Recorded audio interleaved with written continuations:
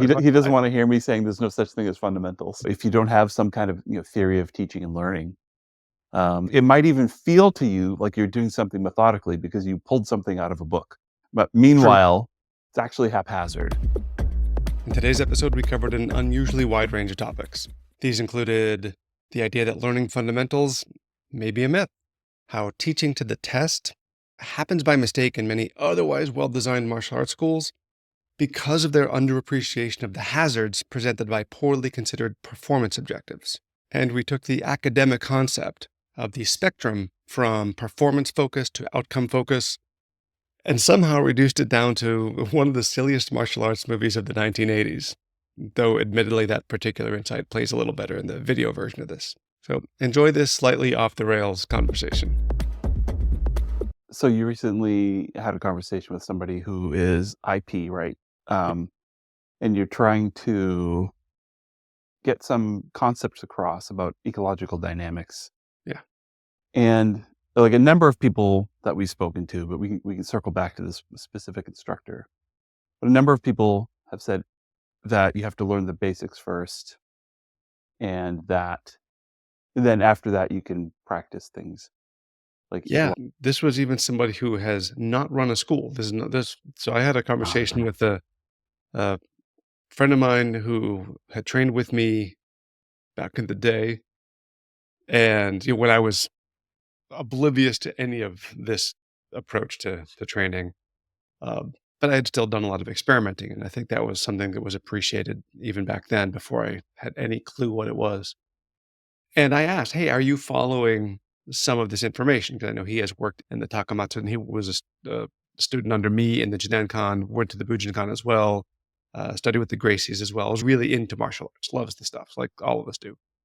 Mhm. And I asked, "Hey, are you following any of the recent explosion, at least in the BJJ world?" Because I know he spends time there looking at ecological dynamics as a method of instruction. And he had no idea what I was talking about, which for me, and for you, is mind blowing. That's not like top of mind. That's not you wake up thinking. Right. Uh, but he said, "Oh, well, actually, text went silent for a few minutes, and I got back." Basically, this excited text message, like, "I had no idea what you were talking about, so I looked it up and read a bunch. That sounds awesome." Nice, nice. It was a productive few minutes then, right? Yeah. Like, like, You went down a rabbit hole. yeah, it was both heartwarming and encouraging to know that somebody who has like he actually did teach some classes in my dojo because he was that good, he was that into it. Uh, Mm, and I did him the disservice of not even knowing how to give him a theory of learning at the time. So thank you for doing a good yeah, job, Ben.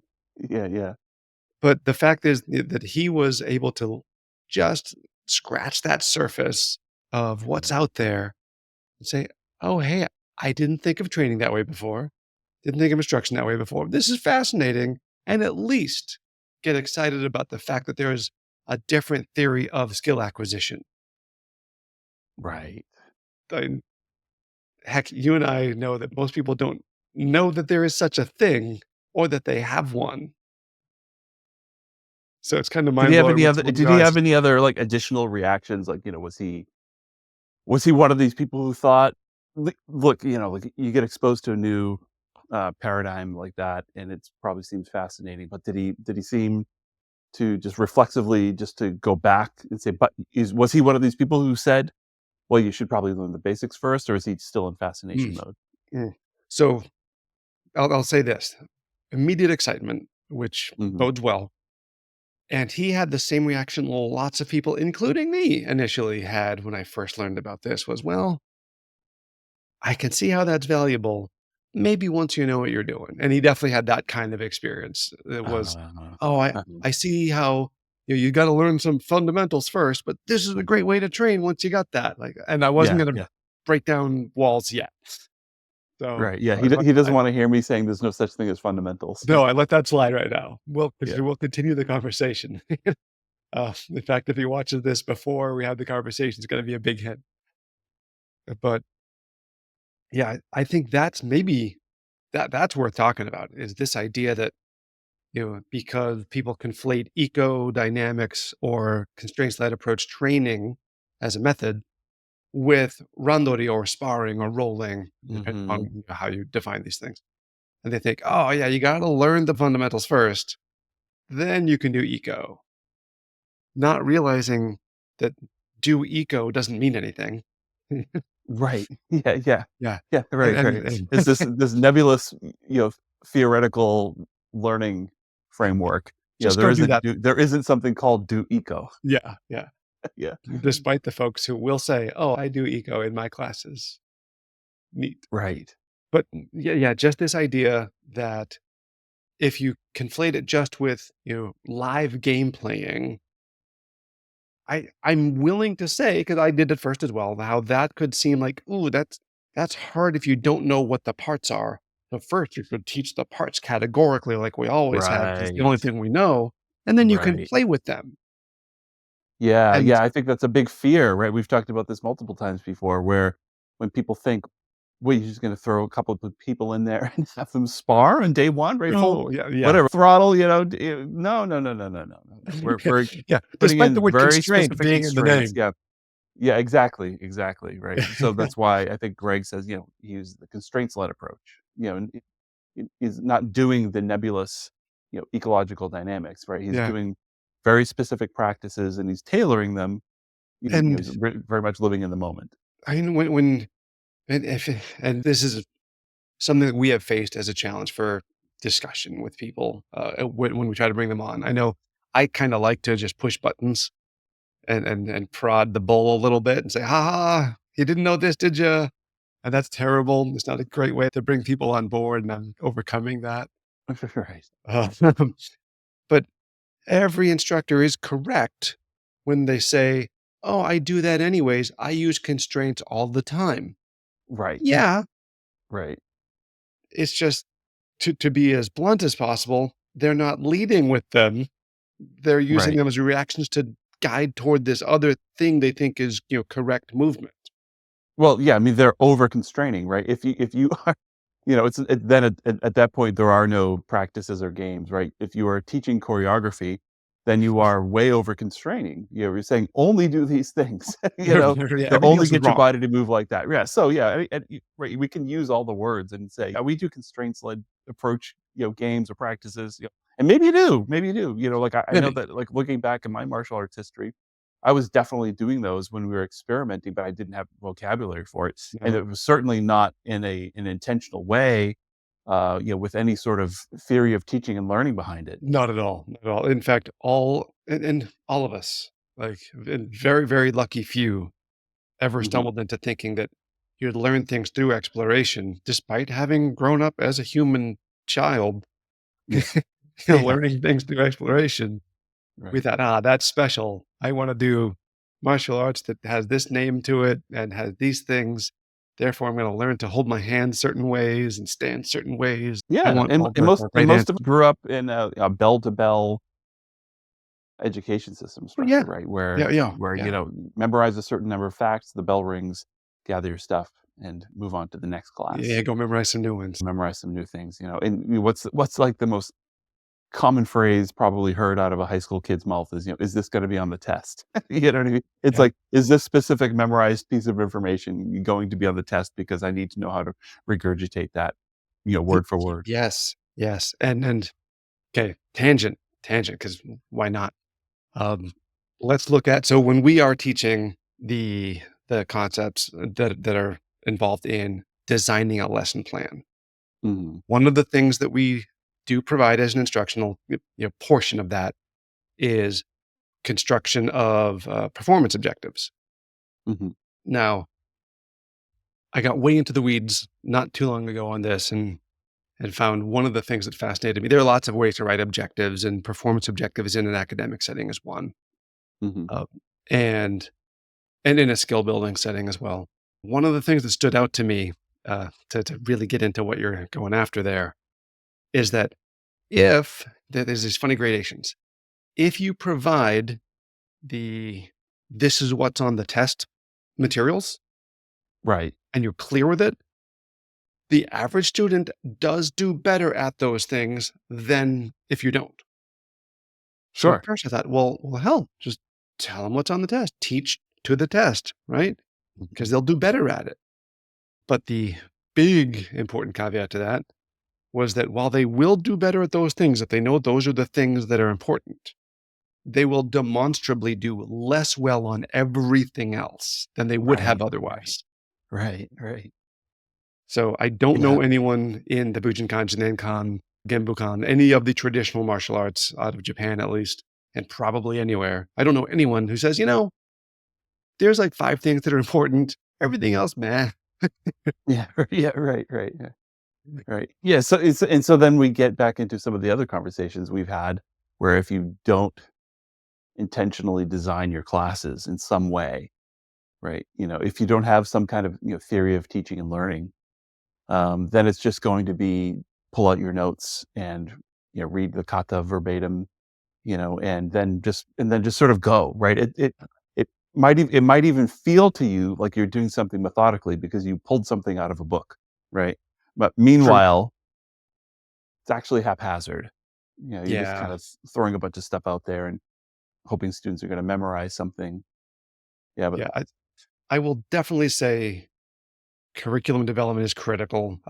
yeah, I know that's contentious in some of the more ecologically minded instructors right now. Maybe we'll talk about that as well. But certainly a lesson plan really matters, especially if you do have, as we do, a list of things you'd like to overall get them through so that yeah, they have exposure to this thing and that thing and those things over there. There's a lot. No lesson plan means really no chance at succeeding at that goal. I will obviously hope that anyone listening is going to want to check out our methods for lesson planning. I think they're pretty good.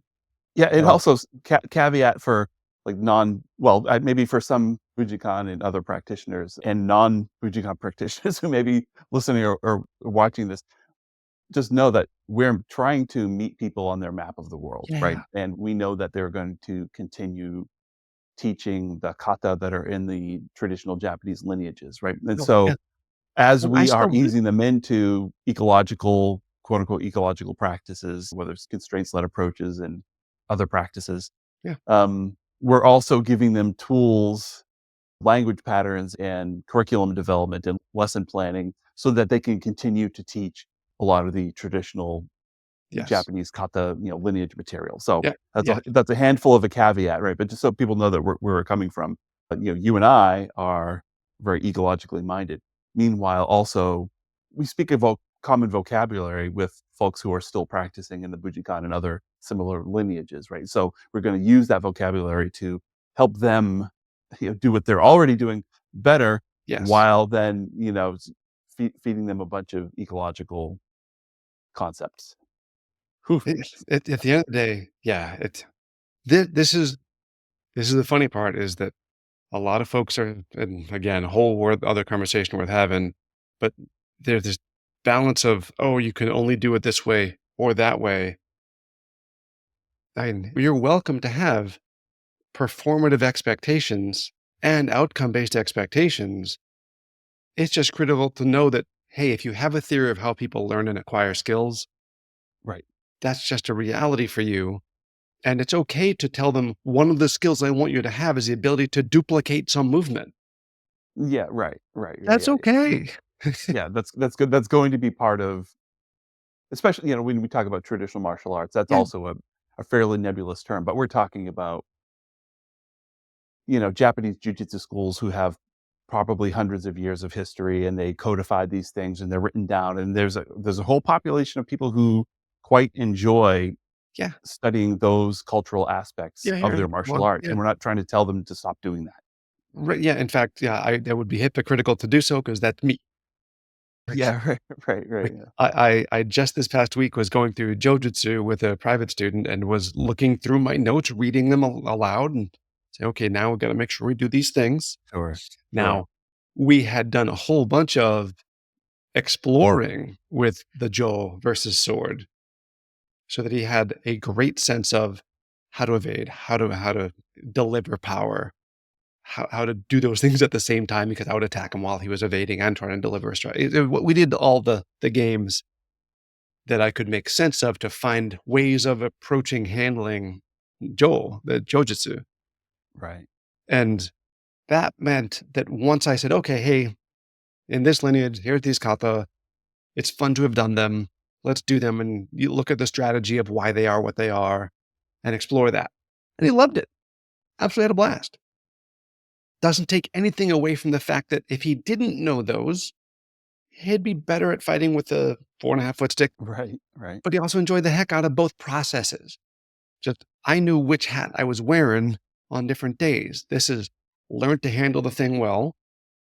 This is learn to move like someone practicing these particular movements. I right. know that the skill acquisition goes through one particular mode. So I'm not fooling myself. I'm just saying, hey, the skill I want you to acquire today is mimicking this set of pre-designed or predetermined movements. Yeah, that's interesting, and it's a point I harp on with many other things. People, some people know me. I'm a meditation teacher. I've had a bunch of people in my past make wild claims about the powers of meditation, and I always just ask them to say, "Hey, like if you're asking me for advice, maybe tone it down a little bit. Have people just practice meditation and find benefits on their own. Don't Yeah. make wild claims." And similarly with martial arts, if you're going to be doing a particular thing on a particular day, be honest with your students. This is what we're doing today. Yeah. And then for other classes or portions of classes, whatever the case may be, just be honest with them so that you're not leading them down just the wrong road or they have unfair expectations that could possibly never be met. And that goes both directions. If Yeah. somebody came to class because of your beautiful website and maybe the dojo itself is Yeah. phenomenal architecture and Sure. paintings and wall hangings and with classical Yeah. weapons on the wall, they Yeah. walk in like, oh, I can't wait to learn the traditions of sword, and versus spear. And all you do is just constraint sled games of jujitsu. I'm Right. like, well, they didn't get what they wanted there either. It's just Yeah. disingenuous at that point. Absolutely, Yeah. absolutely, yeah, you should be honest with them from website, to first contact in your Yeah. school and every single class, it doesn't hurt anybody to just be honest, with themselves and, with their students. Yeah, and that's it. Yeah, You can teach a single class that hits yeah, both ends of that spectrum if you want to. There can be a challenge for everybody, but if you can translate those, changing gears well enough for your students, and they know, hey, we're going to be right now doing some free exploration. I'm going to find some ways to get this result. Cool. Instructor, coach, whatever they're referring to you as, doesn't really care other than safety, which way I grab or twist or push or pull or whatever. Like, get the mhm, thing to happen. Now, we know secretly coach slash instructor is doing a good job of guiding that. So there's a couple of answers that really work well, but that's meta. And then maybe later in class, very prescribed, we're doing this thing from this lineage, this way. And if you explore, A, it could be dangerous. And yeah, B, it would at that point not match the desired outcome. You can have both. You can have them both in a short time frame. It just yeah, doesn't help if no one knows which thing you're doing.